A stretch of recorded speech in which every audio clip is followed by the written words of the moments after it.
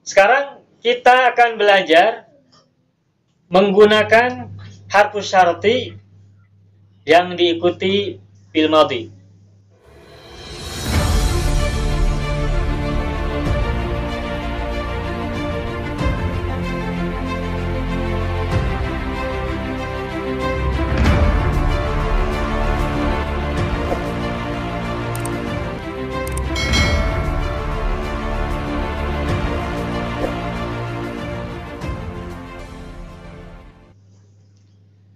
Huruf-huruf syarat yang sesudahnya adalah fil madhi itu kita bisa sebut pertama in, kedua idza, ketiga lau. Coba lihat ya. In, idza, dan lau. Nah, tiga kata ini, tiga huruf syarat ini adalah tiga huruf yang biasanya masuk ke fi'il madhi. Bagaimana kita menggunakan in, sesudahnya itu menggunakan fi'il madhi. Contoh misalnya.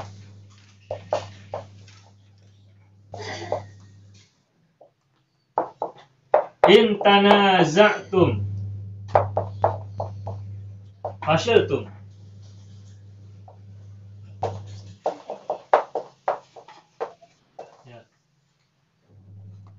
In tanaza'tum fashiltum. Jika atau kalau kalian berselisih, bertengkar, fashiltum, kalian akan gagal.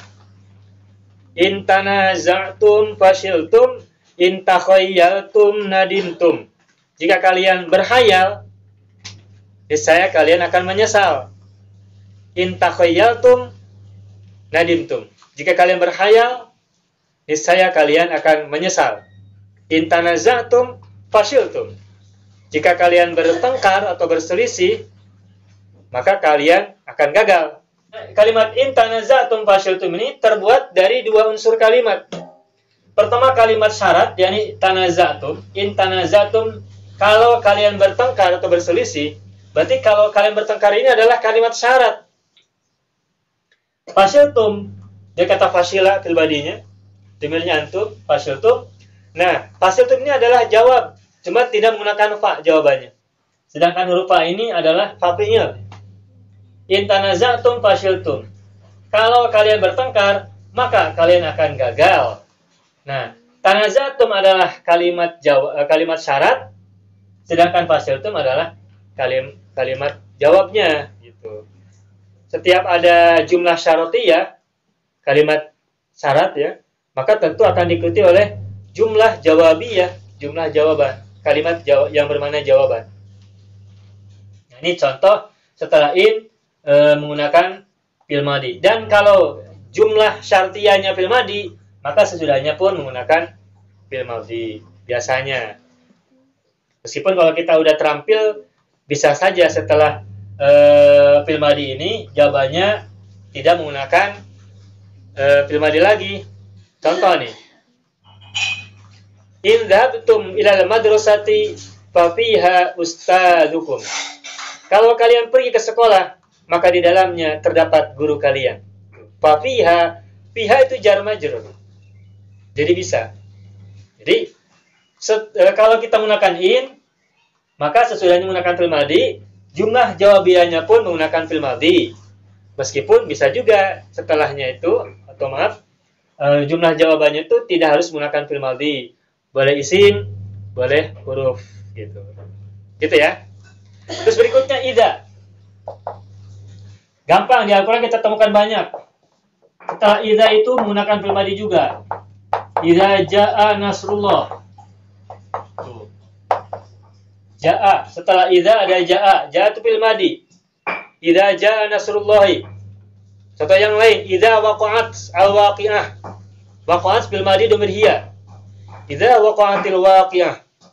Setelah idza ada waqa'at. Nah, waqa'at kan fil madhi dhamir hiya. Yang lain, misalnya idza zulzilatil ardu. Zulzilat juga fil madhi, majhul. Dari zalzala terus dimajhulkan jadi zulzila. terus menggunakan domir hiya jadi zulzilat. Idza zulzilatil ardu zilzalaha. Kesimpulannya setelah idza maka berikutnya fil madhi. Terakhir lau. Lau. Setelah lau juga biasa menggunakan fil madhi. Contohnya nih.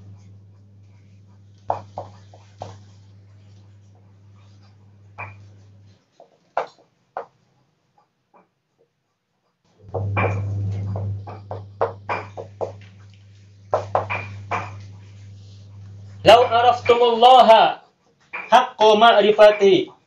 Lau araftum, seandainya kalian mengenal Allah dengan sebenar-benarnya pengenalan. Tuh, ada lau harfu syarti, terus ada araftum. Araftum ini fil madhi. Ini berarti araftumullah haqqa ma'rifati adalah jumlah syartiyah. Dan jawaban dari lau, jawaban dari jumlah syartiyah fil madhi ini juga menggunakan fil madhi lagi. Kita lanjutkan, lau araftumullah haqqa ma'rifati lama syaitum. Lama syaitum alal buhur walazalat bidu'aikum al-jibalu. Ini hadis Nabi ya. Nah baik. Berbeda dengan in sama idza.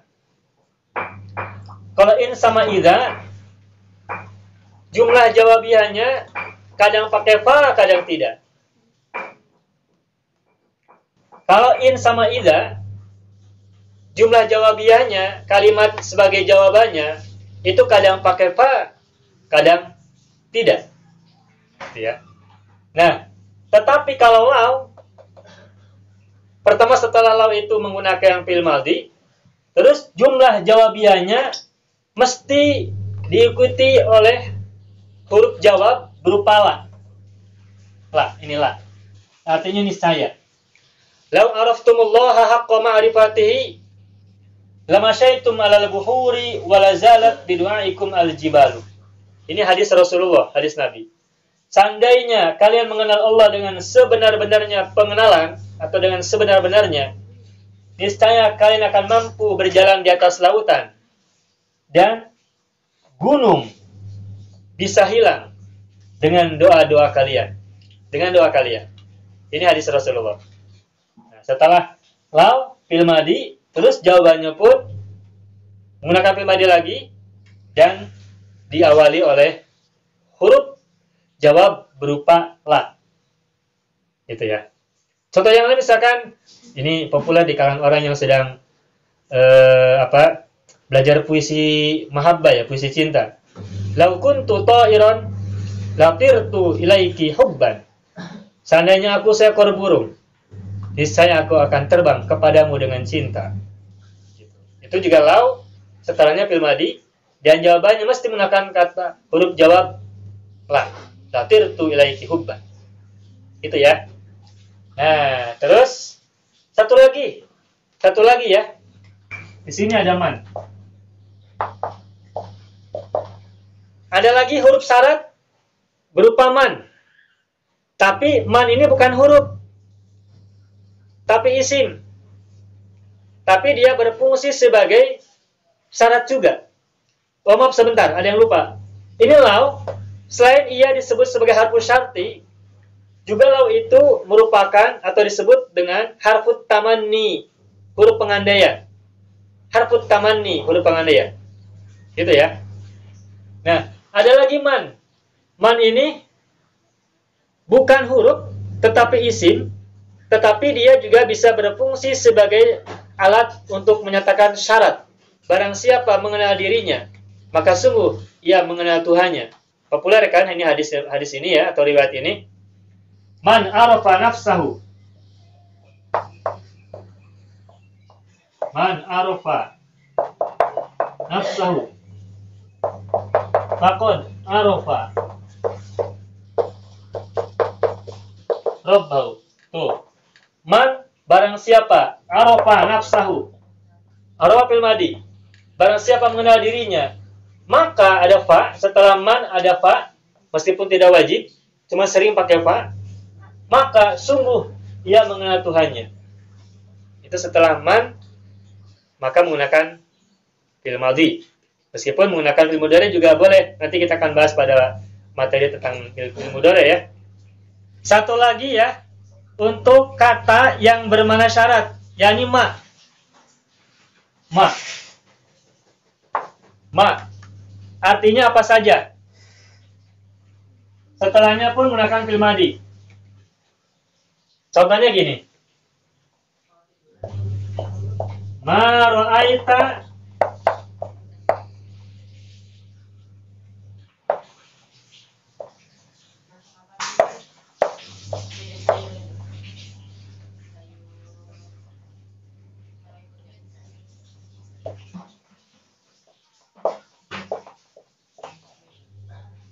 kelihatan nggak? Ma ra'aita fahuwa hissiyun. Apa saja yang kau lihat, maka dia adalah indrawi. Sesuatu yang terindra. Ma ra'aita fahuwa hissiyun. Apa saja yang kamu lihat, maka ia, sesuatu yang kamu lihat itu hissiyun. Sesuatu yang empiris, sesuatu yang terindra.